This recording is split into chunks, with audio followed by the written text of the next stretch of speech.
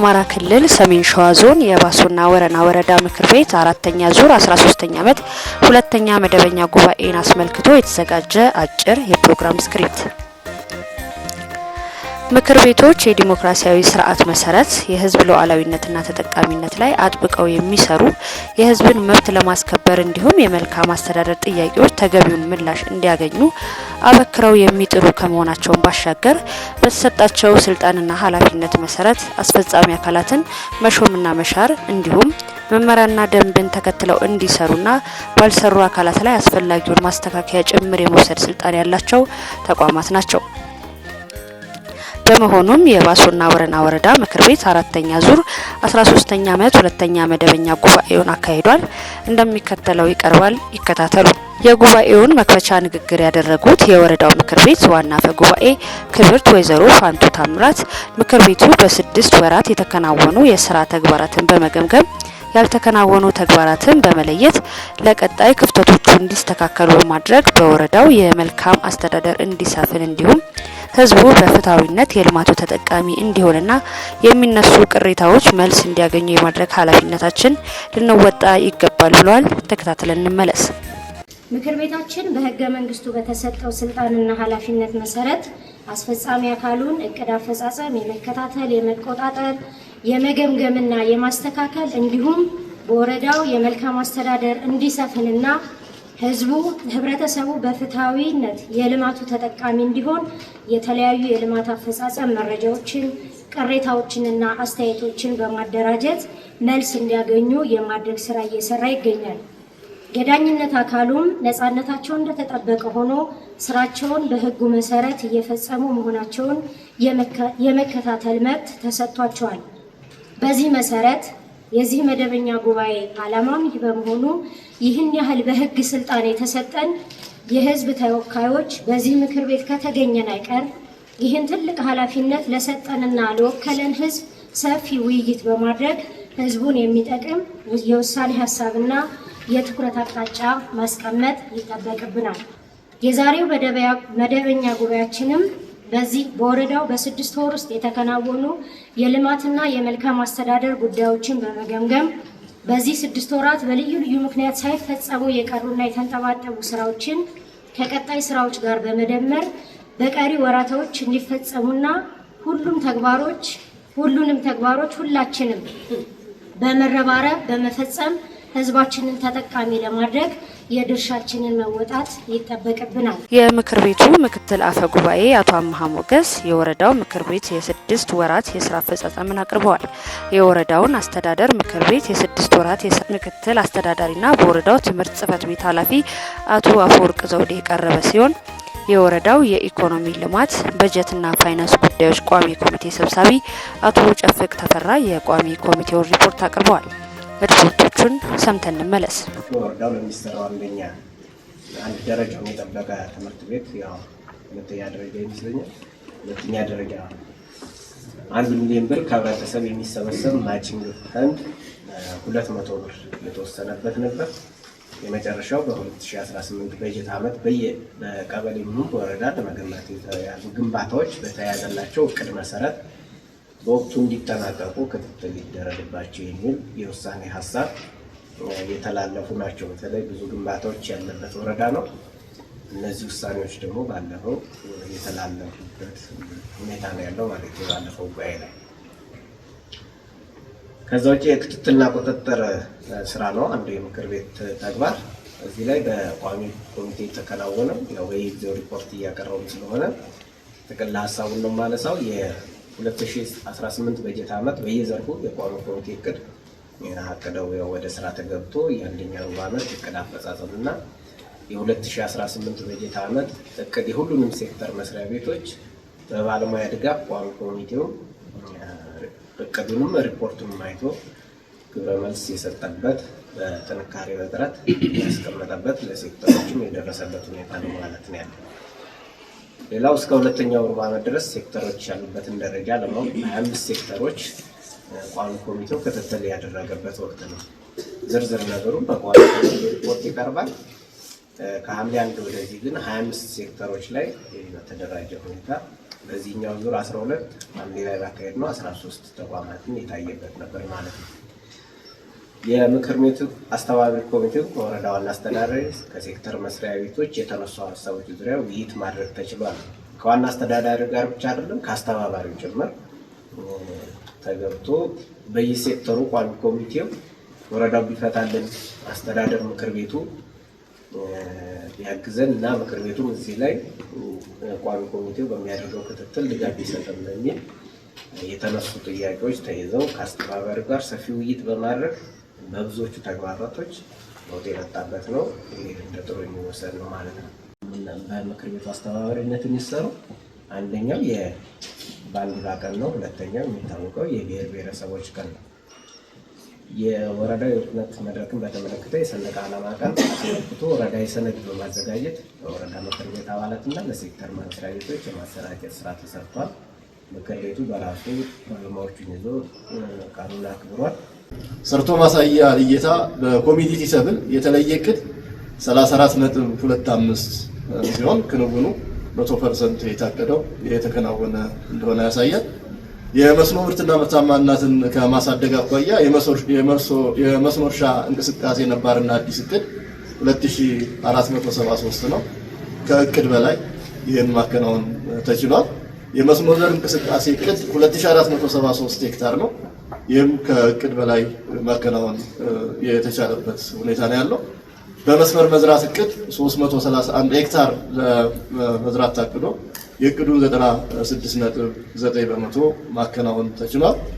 ለመስኖ ልማት የግብአት አጠቃቀም ኤምቲኤስ 1774.6 ኩንታል ክንውን 2782 ኩንታል ከእቅድ በላይ ማከናወን የተቻለበት ሁኔታ ነው ያለው። በመስኖ ዩሪያ እቅድ 1275 ኩንታል እናሰራጫለን ብለን የእቅዱን 157% ከእቅድ በላይ የተሰራጨበት ሁኔታ ነው ያለው።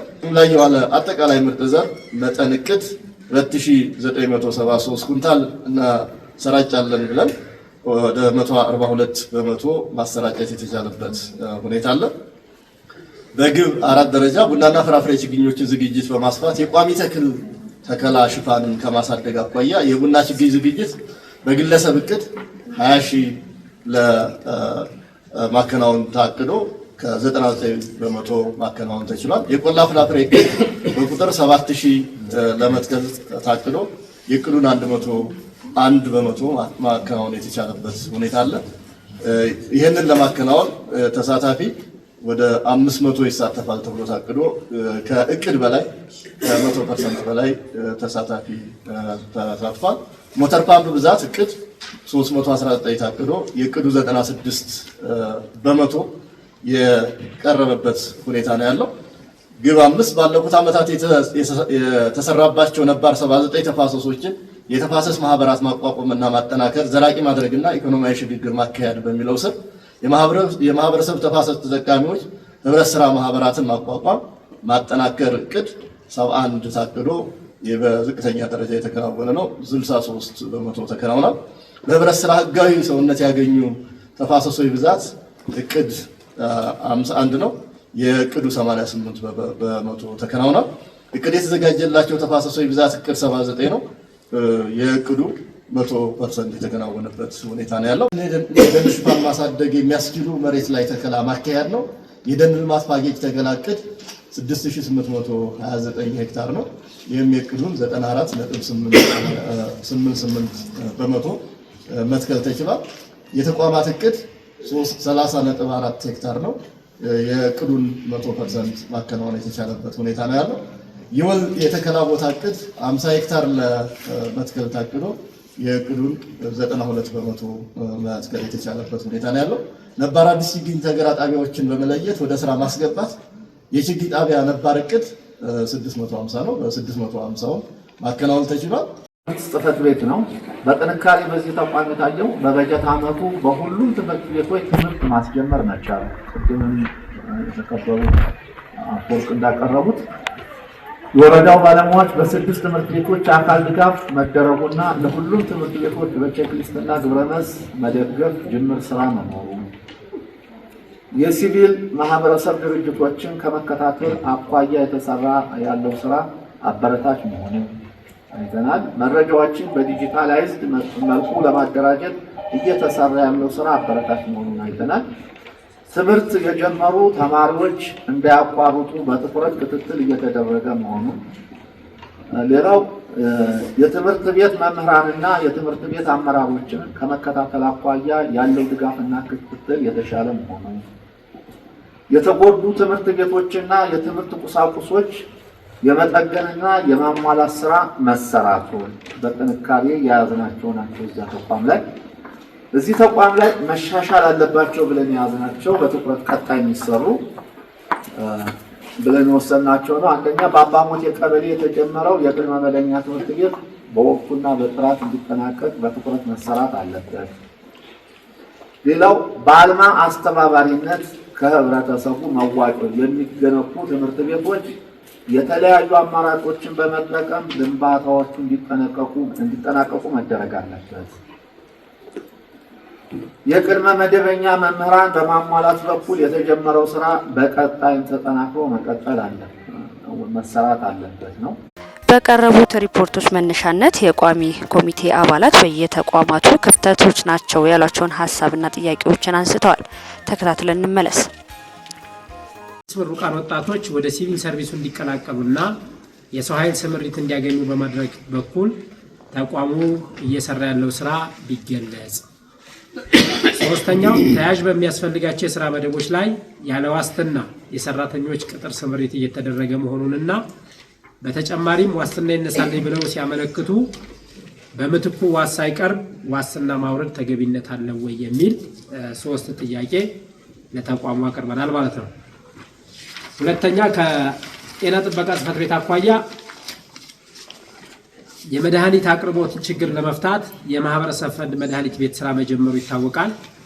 በአሁኑ ወቅት ግን ባልታወቀ ምክንያት ስራውን አቋርጧል። ያጋጠመውን ችግር በመፍታት ወደ ስራ እንዲገባ እየተሰራ ያለው ስራ ቢገለጽ። በተጨማሪም በመድኃኒት ቤቱ ተገዝተው የመጡ መድኃኒቶች የመጠቀሚያ ጊዜ ቢያልፍባቸው ተጠያቂነት አያመጣም ወይ የሚል ጥያቄ ነው ያለው። ሁለተኛ የጤና መድን ደብተር ያልታደሰላቸው አባል አርሶ አደሮች በወቅቱ ታድሶላቸው ሕክምና እንዲያገኙ ከማድረግ አኳያ እየተሰራ ያለው ስራ ምን ይመስላል? ማብራሪያ ቢሰጥ የሚል ጥያቄ ናቸው ያሉት። አመሰግናለሁ። ለውሃና ኢነርጂ ሀብት ልማት ጽሕፈት ቤት የቀረቡ ጥያቄዎች 2 ጥያቄዎች አሉ። የመጀመሪያው በአማራጭ የኢነርጂ ሀብት ልማት ቡድን ስር የተቀመጡ ተግባራት የሩብ ዓመት አፈጻጸማቸው ከእቅድ አንጻር ሲታይ በጣም ከፍተኛ ስለሆነ ይህ ስራ በቀጣይ ከእቅድ ባለፈ ሰፊውን ማህበረሰብ ተጠቃሚ ለማድረግ ተቋሙ ምን አስቧል? ካለው ከፍላጎት አኳያ ፍላጎቱ ሰፊ ፍላጎት አለ ማህበረሰቡ ከእቅድ አንጻር ሲታይ ከፍተኛ ነው፣ ግን ደግሞ ሰፊ ማህበረሰብ ተደራሽ ከማድረግ አኳያ በስፋት እንዲሰራ ከመፈለግ አኳያ የቀረበ ጥያቄ ነው። ሁለተኛው በበጀት ዓመቱ 28 አዳዲስ የውሃ ተቋማት ግንባታ ለመገንባት በእቅድ ተይዟል። ይህንን ለመፈጸም የህብረተሰቡ የቅድመ ዝግጅት ስራ እና ተሳትፎ ምን ይመስላል ነው። በሶስተኛ ደረጃ የተያዘው መንገድ ትራንስፖርት ጽሕፈት ቤት ነው። በመንገድ ትራንስፖርት ጽሕፈት ቤት ላይ 2 ጥያቄዎች አሉ። የመጀመሪያው በመንገድ ጥገና ዘርፍ ወደ ተግባር ገብታችኋል፣ የሰራችኋቸው ስራዎች እንዳሉ ከሪፖርታችሁ አይተናል። አሁን በየቀበሌው ያሉ መንገዶች በሙሉ አገልግሎት እየሰጡ ነው ወይ ያሉት የሚል የመጀመሪያ ጥያቄ ነው። በሁለተኛ ደረጃ ከትራንስፖርት ዘርፍ ትርፍና ታሪፍን ከማስከበር አንጻር አቅማችሁን አሟጣችሁ እየሰራችሁ ያላችሁበት ሁኔታ ምን ይመስላል ቢገለጽ የሚል 2 ጥያቄዎች ቀርቧል። በመጨረሻ የስራና ስልጠና ጽሕፈት ቤት ነው። ከዚህ ጽሕፈት ቤት አኳያ የቀረበው ጥያቄዎች የመጀመሪያው ተዘዋዋሪ ብድር እስከዚህ ሩብ ዓመት ድረስ 1,890,168 ብር ለማሰራጨት በእቅድ ተይዞ 883,000 ብር ብቻ ተሰራይቷል። አፈጻጸሙ ሲታይ 14.28% ላይ ነው ያለው። ዝቅተኛ አፈጻጸም ነው። ይህ የሆነበት ምክንያት ምንድን ነው? እንደዚህ እየሰራን የወረዳውን ወጣቶችስ ተጠቃሚ ማድረግ ይቻላል ወይ? ሁለተኛ ደረጃ የተነሳው ጥያቄ የተዘዋዋሪ ብድር በሩብ ዓመቱ 1,606,617 ብር ለማስመለስ ታቅዶ እስከ 0 ዓመት 886920 ብር ብቻ ነው የተመለሰ ሲሆን አፈጻጸሙ 55.2% ብቻ ነው። ይሄ የሆነበት እና ሀብቱ በወቅቱ እንዲመለስ ያልተቻለበት ምክንያት ምንድነው?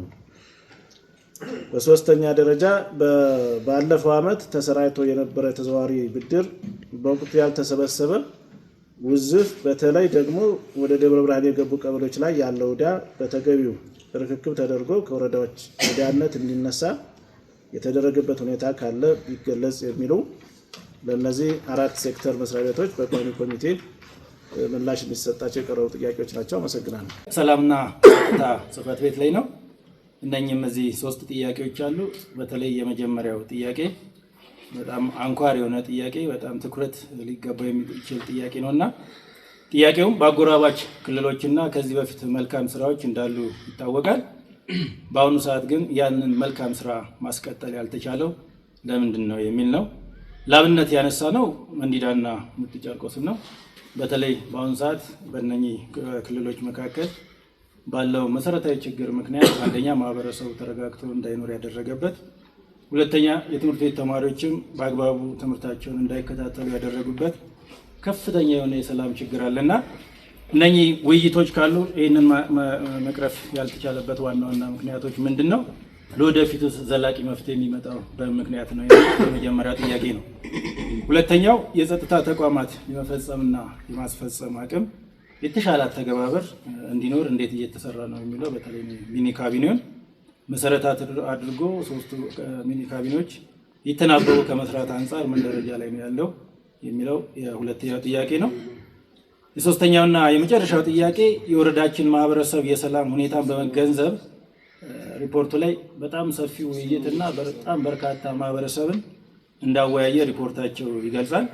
ስለዚህም በመገንዘብ ደግሞ ከጽሕፈት ቤቱ ጋር እንዴት እየተሰራ ነው፣ ማህበረሰቡ ከጽሕፈት ቤቱ ጋር እንዴት እየሰራ ነው፣ በተሰጠ የግንዛቤ ማስጨበጫ ስራስ ውጤት መጥቷል ተብሎ ይታመናል፣ ህብረተሰቡስ እንዴት እያገዛችሁ ነው የሚል 3 ጥያቄዎች ናቸው። አመሰግናለሁ። በቀረቡት ሪፖርቶች የቋሚ ኮሚቴ አባላት ያነሷቸውን ሀሳብና ጥያቄዎች የየተቋማቱ ኃላፊዎች በዝርዝር ምላሽ ሰጥተውባቸዋል። ዞኑ የሰጠን እቅድ 18 ነበር። እኛ በውስጥ እንደምንም ቆጥበን 28 እንገነባለን ብለን ያዝን። እሱ ነው እቅድ አድርገው አጽድቀው ያመጡበት ሁኔታ ስላለ ስለዚህ ባለን እቅድ ነው የምንቀጥለው የሚለውን ነው መልስ የምሰጠው እዚህ ጋር። ሁለተኛው ከንጹህ መጠጥ ውሃ ግንባታ አኳያ የህብረተሰቡ ተሳትፎ ዝግጁነት ምን ይመስላል የሚል ነው። እንግዲህ እንደሚታወቀው በወረዳችን በመንግስት በግብረሰናይ ድርጅትና በህዝቡ ተሳትፎ እነዚህን ተቋማት 28 ተቋማት ለመገንባት ታቅዶ የተወሰኑ ሂደቶች ላይ ነን። በራሳቸውም በድርጅቶች የሚሰሩ አሉ። ለምሳሌ በሁለቱ ኦርቶዶክሶች በካልም ቀጥታ በጨረታ የሚሰሩ አሉ። እንዲሁ ደግሞ ትምህርት ቤትና ጤና ጣቢያ ላይ ጤና ኬላ ላይ የሚሰሩትን በተመሳሳይ በጨረታ፣ ሌሎቹ ግን ከማህበረሰቡ ጋር የመንግስትን በጀት በማጣጣም በአርቴዥያን የሚሰሩ ስለሆነ ህዝቡን ማሳተፍ የግድ ስለሆነ ያው የመጀመሪያው ኮሚቴው ማስመረጥ፣ ስልጠና መስጠት፣ አካውንት ማስከፈት፣ የህብረተሰቡ ተሳትፎ መተማመን ነው። እነዚህ ስራዎች አብዛኞቹ አልቀዋል። ትንሽ አስቸግሮን የነበረው ምንድነው? ፋይዳ ነበር። አካውንት ለመክፈት የፋይዳ መታወቂያ ትንሽ ይዞን ነበር። አሁን አርሶ አደሩም እየተገነዘበ እሱን እያወጣ የከፈተበት ሁኔታ ስላለ ይሄ በአብዛኛው ወደ መጠቃለል ደረጃ የደረሰበት ከዚህ አልፎ የግንባታ ቁሳቁሶችም እያቀረቡ ያሉበት ሁኔታ ስላለ ተሳትፎ ወይም እንቅስቃሴው ይሄን ነው የሚመስለው ለማለት ነው የምወደው። ሁለተኛው ጥያቄ ላይ ሶስተኛው ጥያቄ ባለፈው እንዲጠና አቅርበን ነበር። እርግጥ ነው በአጋጣሚ እኔ ነበርኩ በዚሁ ዓመት በመጀመሪያው ሩብ ዓመት ጉባኤያችን ላይ የተከበሩ አቶ በላይ አንስተዋል ይህን ጥያቄ። እንግዲህ የምክር ቤት አባላትም እንድትረዱን የሚያስፈልገው በአንደኛው ሩብ ዓመት የተነሳ ጥያቄ በዚህ ዓመት ምላሽ ያገኛል ብላችሁ አትጠብቁ። ምክንያቱም ኦልሬዲ ሐምሌ ላይ አልቋል እቅዱ። የዚህ ዓመት ስራ ሐምሌ ላይ ተለይቷል። ፕሮጀክቶች ተጠንተው ወደ ስራ ተገብቷል። ይህን የምንይዘው መቼ ነው? ለ2019 እሱም ደግሞ ተወዳድሮ ከሌሎቹ ሚዛን ከደፋ ነው። በየቀበሌው ሽፋን አለ። እሱ ታይቶ ተነጻጽሮ የሚሆንበት ሁኔታ አለ። ነገር ግን ከናንተ የሚጠበቀው አንደኛው ፍላጎት የመጀመሪያው እንደ አሰራራችን የሶስተኛ ወገን ጥያቄ እንዳይነሳ፣ ህብረተሰቡ ተሳትፎ ላይ ሲጠየቅ ወደ ኋላ እንዳይል ፍላጎቱን በደብዳቤ ወደ ተቋማችን እስካሁን እንዳልገባ አይተናል። ስለዚህ በቀጣይ እሱን ያው እንደ ተቋም እንገናኛለን፣ እንሰራለን። የሚፈልጉ ሰው የተፈራርመው ይሄ ይሰራልን የሚል ጥያቄ መቅረብ መቻል አለበት። ብዙ ጊዜ የሶስተኛ ወገን ጥያቄ እያስቸገረን ስለሆነ መሬቷ ልትገነባ ስትል የኔ መሬት ነው አይነካም የሚል ስላለ እሱን ህብረተሰቡ እዚያው በራሱ ነው ፈቶ የሚያመጣውና ምክንያቱም እኛ የካሳ ምናምን ስለሌለን ማለት ነው ይሄንን ነው የምናደርገው። የሌሎቹም ተመሳሳይ በዚህ ዓመት የተነሱት የዚሁ አይነት ነው መልሳቸው የሚሆነው። ተዘዋዋሪ ብድር ጨርሰን ተጨማሪ ብድርም ጠይቀናል። ይብን ማለት ተጠቃሚ ወጣቱን ተጠቃሚ ለማድረግ ማለት ነው። ይሄን እየተሰራ ነው የሚገኘው። ያው ዝቅተኛ የሆነበት ምክንያት ዋናው ከዋስትና ጋር ያለው ሁኔታና ወጣቱን ወደ አንድ ማዕከል ስንስባው ብዙ ልፋት ስለሚያመጣ ከምንመላ ጋር ልጆቹን አግኝቶ ከስልጠና ከማስገባት ጋር ያ ችግሮች ስላሉ ጊዜ ስለሚወስድ ከዚህ አኳያ ነው የሚለው ነው። ሌላው ከማስመለስ አንፃር የተነሳም ጥያቄ አለ። ያው እኛ እንደ ተዘዋዋሪ ብድር አመላለስ ዋናው ወረዳውም እንደኛም ጽፈት ቤት ይዘን እየሰራንበት ነው ያለነው። ኢቭን ግብረ ኃይል ራሱ አቋቁመን እየተሰራበት ነው። የተሰራጨ ብድር ግዴታ መመለስ አለበት የወረዳው ሀብት ስለሆነ ማለት ነው። ይሄን በሰፊው እየተሰራበት ነው። አሁንም የተወሰኑ ቀበሌዎች ያሉ ላይ ባለሙያም እየመደብን በአካልም ወደ ሳብ እያደረጉን ወደ ቢሮ ማለት ነው ዋሶቹንም ሁሎችንም የሳብን እየሰራን ያለ ነው። አሁንም ወደፊት አጠናክረን የምንሰራበት ነው የሚል ያለኝ። ሶስተኛው ወደ ከተማ የገባ ተዘዋዋሪ እንትን ተሰራጨ ብድር ጋር ነው። ያው ባለፈውም እንትን ተመልሷል ማለት እኛ በጣም ይሄ እንደ ራስ መታት እንደ ወረዳም ሆኖ እየሰራንበት ያለው ይሄ ወደ ከተማ የገባ ኢንተርፕራይዞች ናቸው። በባለፈውም በጣም ተነጋግረን ብዙ ሂደት ሄደንበት ደብዳቤም ተጻጽፈን የተወሰነ ቡድኖችን መተው ተከረክበዋል ሰነድም ማለት ነው። እነኚህን ያው አጠናክረን መሄድ ያለብን ድረስ ሄደናል። እንደኛ እንደ ወረዳም ተሄዶበታል። ትልቅ ስራ ነውና ማለት ነው።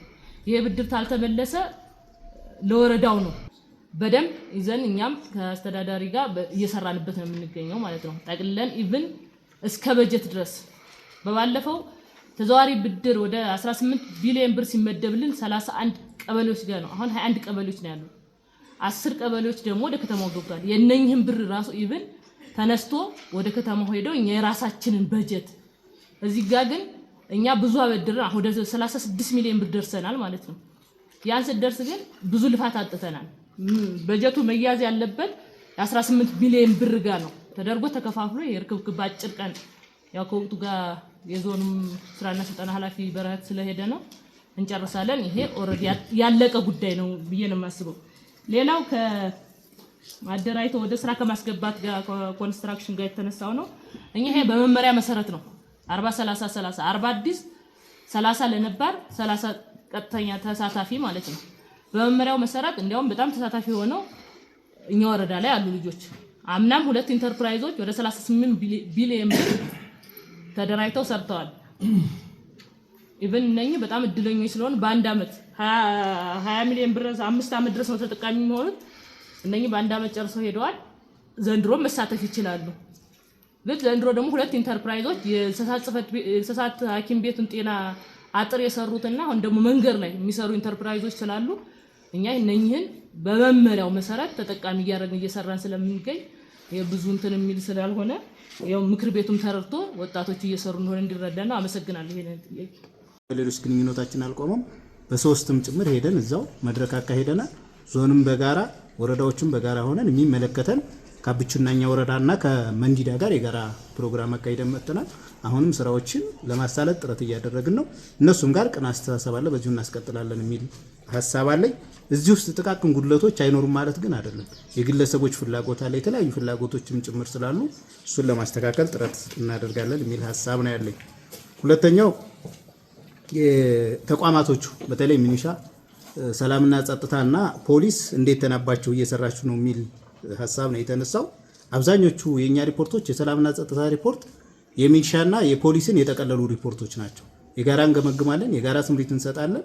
በተለይ አሁን ላይ የማይገባው የፖሊስ ሪፖርት ኦልሞስት ጽፈት ቤት ሆኖ ራሱን ችሎ እኛ ተቋም ላይ አይገባም፣ በሪፖርትም አይጠቃለልም። በስራ ግምገማ ግን ስምሪታችን አንድ አይነት ስለሆነ የምንሰጠው የጋራ የሚኒ ካቢኔ ውይይት አለን፣ የማኔጅመንት ውይይት አለን፣ የጸጥታ ምክር ቤት አለን። በዚህ አግባብ ስራዎችን እየመራን እየገመገምን ነው። ባለፈው ሩብ ዓመት ጀምሮ እኛ ወረዳ ላይ መከላከያ በመግባቱ ቀበሌዎቻችንም የተወሰነ አንጻራዊ ሰላም እያገኘን በጉዶ በረት የነበረውን አሁንም ደግሞ ሙጥ ጭርቆስ ላይ እስከ መጥቆሪያ ሙጥ ጭርቆስ ግፍት ሶስቱን ቀበሌዎች በዚህ 3 ቀን ጭምር ኦፕሬሽን ተሰርቶ የተገባበት የኛ ሰላም አስከባሪና የፖለቲካ አመራራችንም ጭምር እዛው ያለበት ደረጃ ነው ያለው። አሁንም ያንን አጠናክረን እንቀጥላለን። በዚህ መልኩ የተናበበ ተግባር ነው እየፈጸምን ያለ ነው የሚለውን ሐሳብ ለመስጠት ነው በተቋማት ደረጃ። ሌላው በሶስተኛ ደረጃ ሰፊ የህብረተሰብ ውይይት ተወያይቷል። በዚህ በተወያያችሁበት መሰረት ምን እያገዘ ነው ማህበረሰቡ የሚለው ምናልባትም ወደ 14711 አካባቢ ቁጥር ነው ያስተላለፍነው። እሱ በድግግሞች ነው፣ በአንድ ጊዜ ውይይት የተደረገ አይደለም። 6-7 ቀበሌዎች ላይ ውይይቶች አድርገናል። በዚህም የተሻለ ውጤቶች አሉ። መረጃ ልውውጦቻችን ከትላንቱ የተሻለ ነው። ማህበረሰቡ እኛን የማገዝ ፍላጎቱ ከፍ ብሏል። ትላንት የነበረን ጉዶ በረት ስንገባ 88 ሰላም አስከባሪ ይዘን ነው የምንገባው። የተለያየ ግንዛቤዎችን በመፍጠር ኦልሞስት አሁን በወረዳችን 250 ሰላም አስከባሪ ይጠበቃል፣ ግን 185 እጃችን ላይ ያለ። ይሄ አንዱ የማህበረሰቡ ውጤት እዛ የምንሰጠው የስልጠና ውጤት እዛ ያለ አጋዥ ማህበረሰብ በመፍጠራችን ነውና በዚህ ደረጃ አሁንም ውይይቶች እንደቀጠሉ ናቸው። በምንገባባቸው አካባቢ ውይይት እናደርጋለን። ትላንት ማየት የማይፈልገው ማህበረሰባችን ዛሬ ለምንድን ነው የምትወጡብን? ከገባችሁ አትውጡ፣ አካባቢያችን ላይ ኑልን፣ እኛ ጋር መቼ ነው የምትመጡት? ኢቭን ያልገባንበት ቀበሌ ስልክ አፈላልጎ እኔ ላይ ይደውላል። እነ ቸርነትን ሲያቋቸው እኔ ጋር አፈላልጎ የሚደውላል። መቼ ነው እኛን ነፃ የምታደርጉን? መቼ ነው መንግስት የሚገባልን የሚል አዝማሚያዎች አሉ።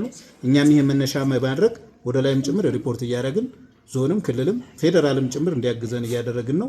ይሄንንም በማድረጋችን በዚህ 3 ቀን በአንድ ጊዜ በዞ ቀጠና ተገብቷል። በዞ ለምሳሌ ኦልሞስት 2015 የተረገጠ ነው። በዚህ ሳምንት ግን ዘንደጉር እና ካሲማ ተገብቶ ነው የተወጣው። ቢያንስ ገብተን ስንወጣ ዲስተርባንስ አለው። በቋሚነት እንኳን ባንቀመጥና ጥሩ እንቅስቃሴዎች አሉ። ይሄንን አጠናክረን እንቀጥላለን። ማህበረሰቡን በዚህ ደረጃ ከመጣችሁልን እያለ እያገዘን ስለሆነ የተጠናክሮ የሚቀጥል ነው። ሰፊ እገዛ እየሰጠን ነው የሚል ሀሳብ ነው ያለኝ። አመሰግናለሁ።